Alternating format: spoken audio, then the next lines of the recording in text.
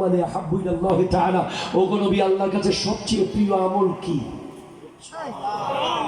আমার নবী বলেছেন, এক নম্বরে সালাতু লিওয়াক্তিহা, অন টাইম মসজিদে যাওয়া।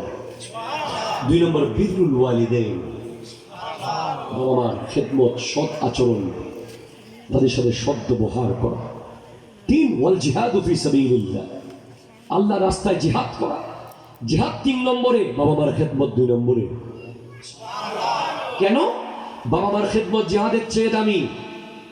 আরে জিহাদ তো দূরের কথা, সাহাবা হওয়া, সাহাবিয়ত, নবীজিকে যারা এক নজর দেখেছে, ঈমানের সাথে দুনিয়া থেকে গিয়েছে, মান লাকিয়ান নবী সাল্লাল্লাহু আলাইহি ওয়াসাল্লাম ওয়া মাতা আলাল ঈমান,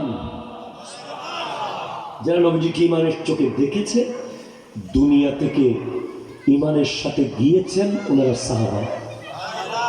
ওনাদের মর্যাদা সমস্ত গৌসুল আজমের উপরে, গরিব নওয়াজের উপরে, পৃথিবীর সমস্ত ওলি আল্লাহদের উপরে 10 মিনিটের সাহাবার মূল্য।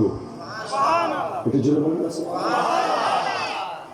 অথচ ওয়াইসুল কারনী করণ শহরে ছিলেন, নবীজিকে শুধু এক নজর যদি সরাসরি দেখতে পেতেন, কপালের চোখ দিয়ে সাহাবা হয়ে যেতেন।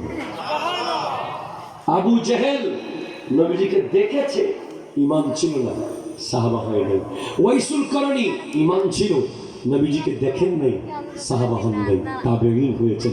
প্রশ্ন করেন, ওগো ওয়াইসুল কারনী রাদিয়াল্লাহু তাআলা, আমরা অনেকে আছি এখানে, বাবার হাতে 500 টাকা দেওয়ার আগে বিবির কাছে দরখাস্ত লিখতে হয়,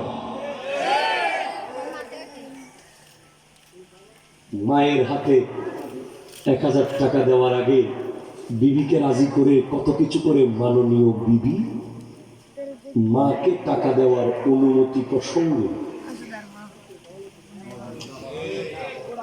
কত ইমোশনাল ব্ল্যাকমেইল, কত টর্চার। আর 3 ভাই হলে তো কাম শেষ। খালি আপনি কেন করবেন? ও শুধু আপনার, বাজারও আপনার, ঘরও আপনার, সব আপনার, আপনি একা, ওরা কিছু করে না, শুধু আপনি কেন? আরে